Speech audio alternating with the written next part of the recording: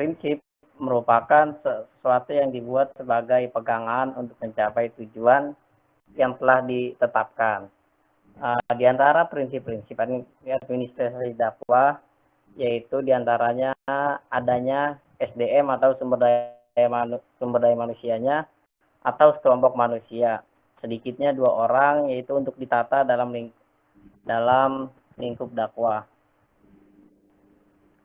Lalu yang kedua itu adanya tugas atau fungsi yang harus dilaksanakan, tujuannya yaitu untuk membangun sebuah kerjasama dari sekelompok orang. Lalu yang ketiga adanya penataan atau pengaturan dari kerjasama tersebut. Lalu adanya non manusia seperti peralatan dan perlengkapan yang diperlukan yang harus ditata, yaitu atau sarana prasarana. Lalu adanya tujuan yang hendak dicapai bersama dari kerjasama tersebut.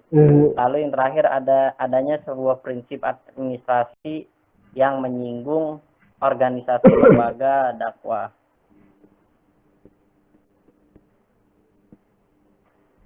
Lalu dalam proses administrasi dakwah itu ada beberapa proses. Yang pertama ada perencanaan atau planning kegiatan dakwah. Dakwah di sini itu suatu perencanaan yang matang diperlukan dalam setiap kegiatan yang hendak dikerjakan. Tanpa perencanaan yang matang, kita tidak dapat berharap gitu kegiatan yang akan kita laksanakan itu akan berjalan lancar serta mencapai tujuan. Lalu yang kedua yaitu ada organizing atau pengorganisasian. Pada dasarnya pengorganisasian ini termasuk dalam kegiatan penyusunan rencana-rencana untuk menciptakan sebuah hubungan kerja antar personal dalam suatu kegiatan-kegiatan organisasi. Lalu yang ketiga yaitu ada counseling atau pemberian bimbingan. Langkah awal dalam pemberian bimbingan yaitu mencari sumber permasalahan yang utama, sehingga permasalahan lain yang berkaitan dengan masalah utama tersebut dapat diselesaikan. Lalu yang keempat itu ada coordinating atau koordinasi. Nah, koordinasi di sini dibutuhkan untuk menghindari adanya tumpang tindih dalam pekerjaan, pelimpahan wewenang atau penyelesaian permasalahan-permasalahan yang ada dalam organisasi. Lalu yang kelima itu ada communication atau pengkomunikasian. Komunikasi ini dapat dilakukan dalam 2 macam komunikasi, dapat dilakukan dalam 2 macam hubungan, yaitu yang pertama ada hubungan tegak atau vertikal, yaitu proses penyampaian berita dari pimpinan kepada bawahan atau vertikal ke bawah maupun dari bawahan kepada pihak atasan. Lalu yang kedua ada hubungan datar, yaitu horizontal, hubungan antara para anggota yang memiliki kedudukan sejajar.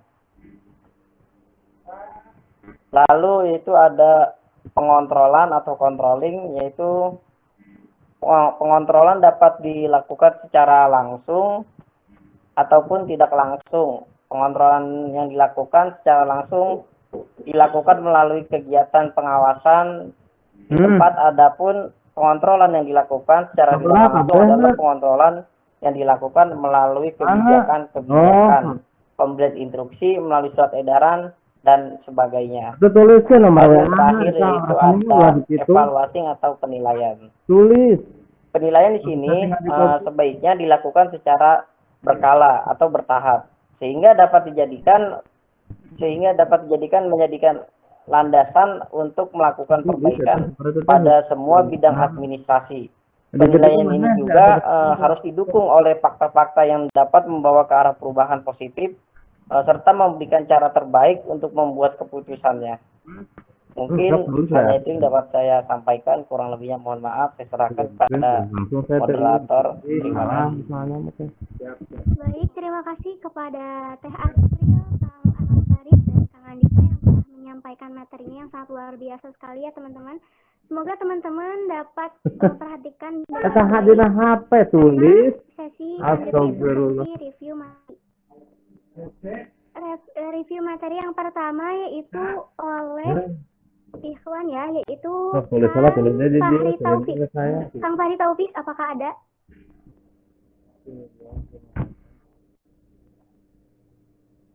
Kang Fahri?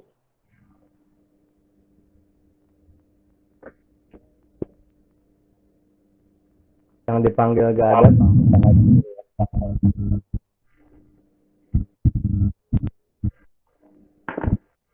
Kang Fahri Taufik, apakah ada di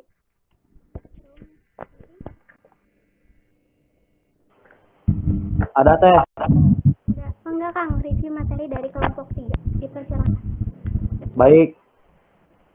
Bismillahirrahmanirrahim.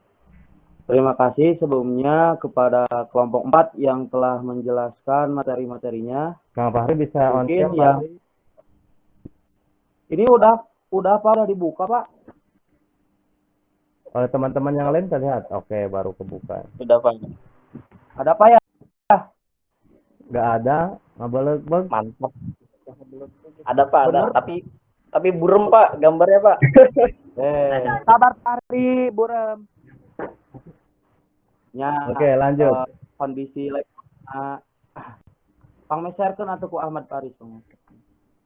Lah, Fahri mah kanebo kamerana. Ya, udahlah. Yang penting ada ya. Di sini yang tadi udah dijelaskan yang pertama.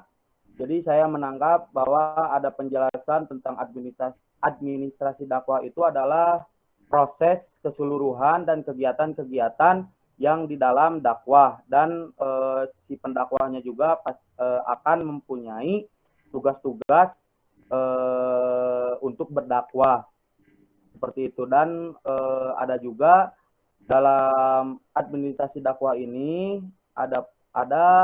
adanya konsep perencanaan dakwah. Nah, di sini tadi dijelaskan oleh kelompok 4. Jadi ada perencanaan dakwah ini adalah sebagai proses dan pengambilan keputusan yang matang untuk dilakukan oleh si pendakwahnya itu gitu. Dan juga ada segi-segi perencanaan dakwah seperti ada perkiraan, perhitungan, terus perumusan, penetapan, dan yang sebagainya. Ada juga ruang lingkup administrasi dakwah ini mempunyai wilayah-wilayah, terus kegiatan, fasilitas seperti adanya sumber daya manusia, seperti kan ada mad'u, da'i, dan pengguna jasa. Ada juga fasilitas dan kegiatan-kegiatan seperti metode, alat, media, dan referensi seperti itu. Dan juga tadi saya mendengar bahwasannya administrasi dakwah ini mempunyai prinsip-prinsip yang cukup tujuannya yang cukup bagus, karena adanya sumber daya manusia atau sekelompok manusia yang membantu ruang lingkup dakwah. Adapun adanya tugas dan fungsi yang harus dilaksanakan oleh pendakwah. Terus adanya penataan, pengaturan, dan kerjasama untuk para pendakwah dan pendakwah dan si itunya yang mendengarkan atau majelisnya seperti itu. Mungkin dari saya cukup sekian Bapak yang saya tangkap tadi dari penjelasan kelompok 4. Terima kasih Kang Fahri telah menyampaikan review materinya yang sangat Masya Allah ya. Kang Fahri sangat memperhatikan apa yang disampaikan oleh kelompok 4 agar lebih mentaukidkan pemahaman dari teman-teman kelompok 4 ya. Kita yang kedua, dari Iwan juga, maksudnya saya tunjuk Kang Faris Aminur, apakah ada di meeting? Kang Faris Aminur.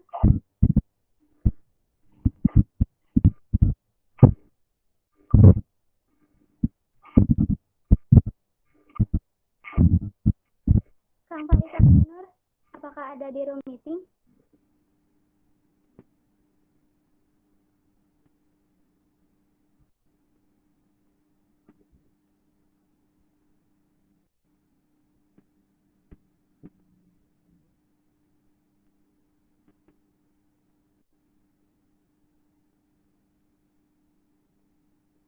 Lanjut dulu ke yang lain.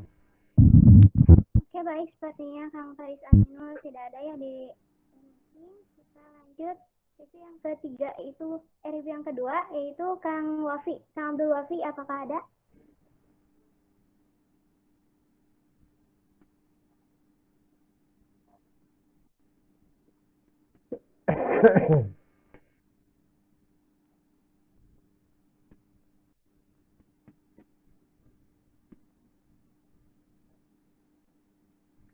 Kang Abdul Wafi, apakah ada di room meeting?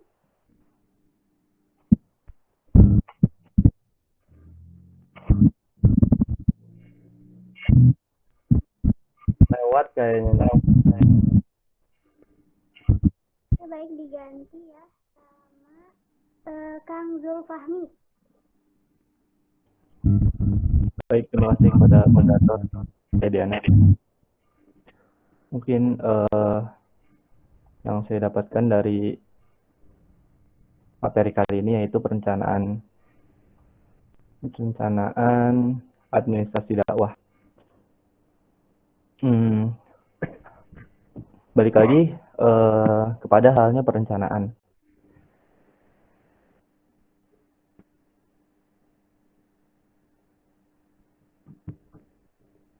Di sini tuh perencanaan yang akan dicapai setelah ada.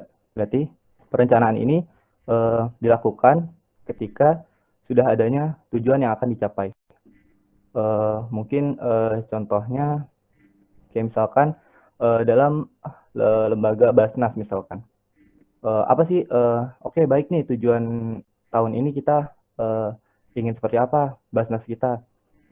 Mungkin tahun ini kita akan menyalurkan zakat tersalur ke seluruh Indonesia. Nah, itu kan tujuan yang sudah dibuat oleh lembaga Basnas tersebut. Nah, apa perencanaannya? Nah, mereka membuat perencanaan untuk bisa memaksimalkan tujuan yang sudah mereka buat. Entah itu untuk mencapai zakat bisa tercapai ke seluruh Indonesia. Para penggiat, bukan penggiat, apa ya namanya? Para pelaku yang terdapat di lembaga Basnas tersebut meminta tolong terhadap organisasi-organisasi keislaman lain untuk bisa membantu penyaluran dari Basnas itu sendiri. Mungkin kayak gitu contohnya. Dan juga perencanaan dakwah itu sendiri didefinisikan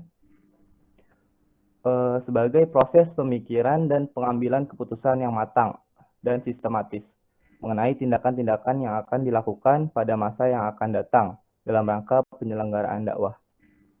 Ya, dalam perencanaan dakwah itu balik lagi itu tuh sudah dipikirkan dengan matang secara sistematis gitu. Jadi tidak asal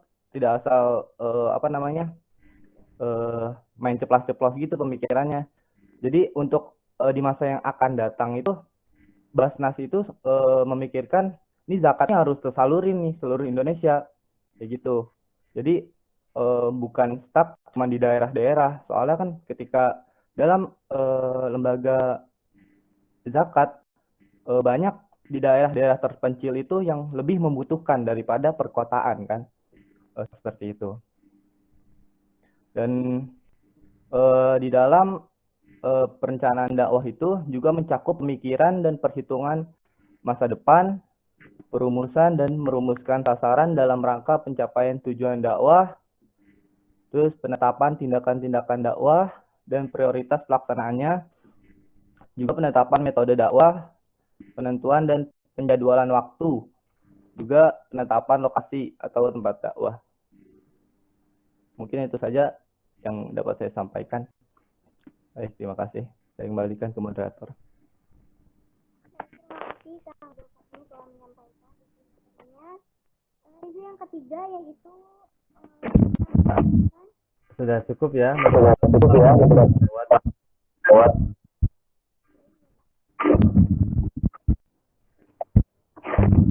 tanya jawab.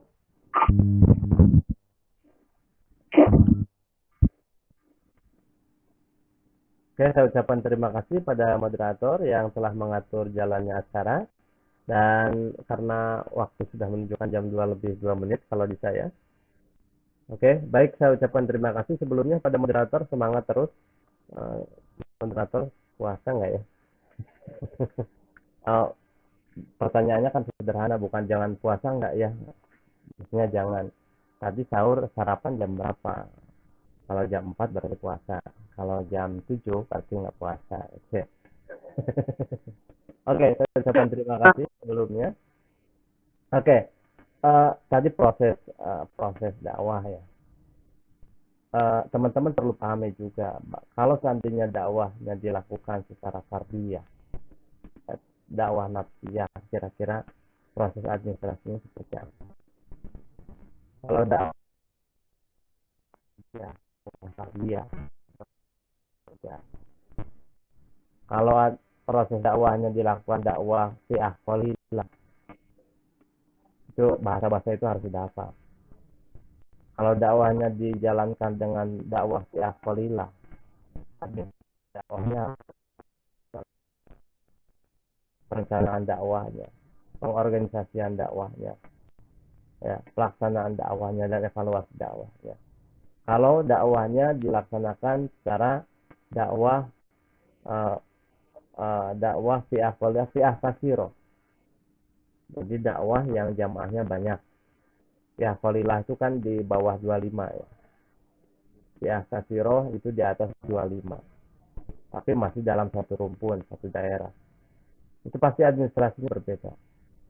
Lalu kalau seandainya dakwah dakwah sumbiyah wa qabailiyah, dakwah antar antar suku,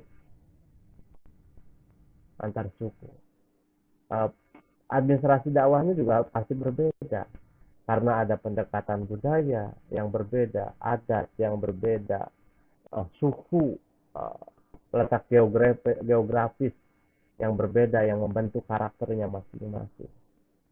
Nah, terus ada juga dakwah dakwah sumbiyah wa qabailiyah, dakwah ummah, artinya dakwah ke berbagai belahan dunia. Pasti administrasinya berbeda. Administrasi dakwah ke Arab Saudi dengan administrasi dakwah ke Australia pasti berbeda. Ya, dari bahasa sudah berbeda, letak geografis sudah berbeda, waktu jamnya berbeda juga.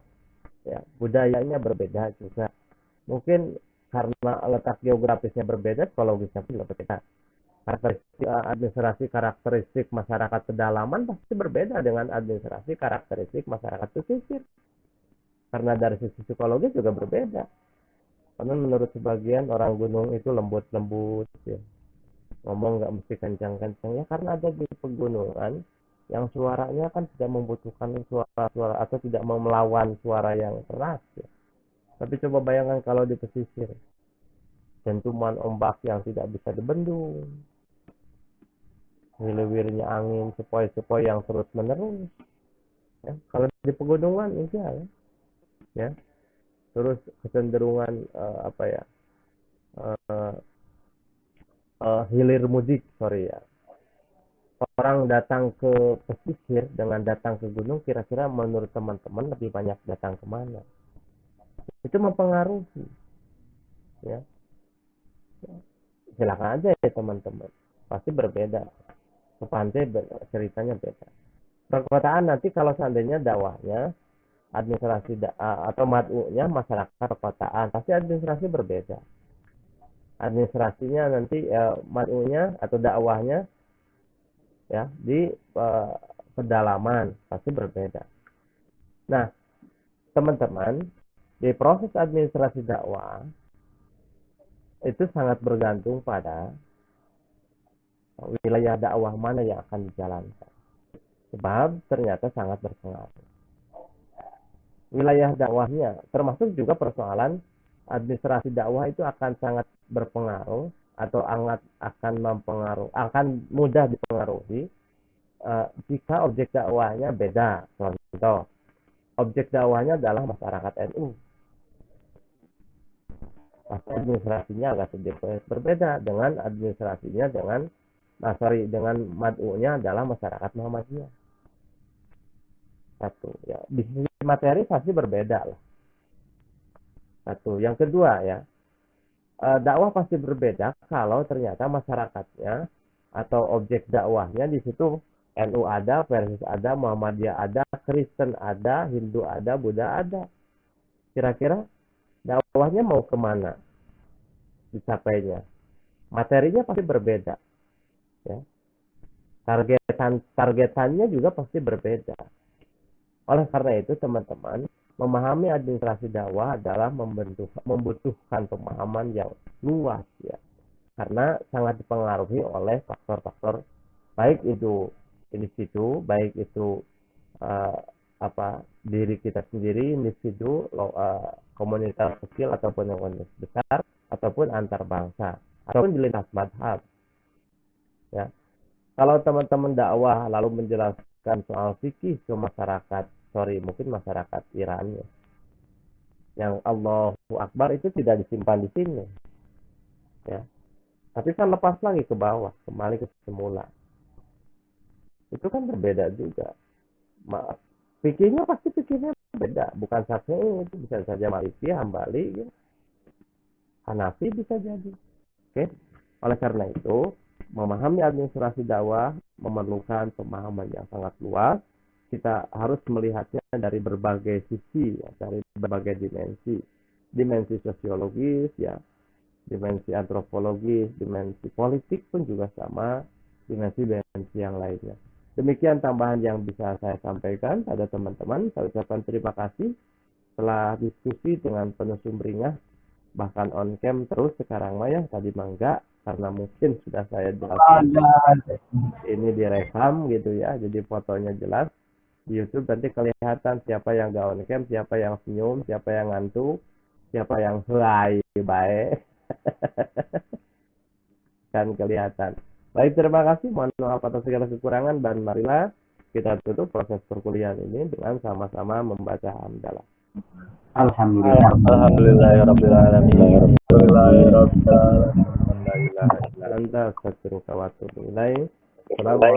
warahmatullahi wabarakatuh.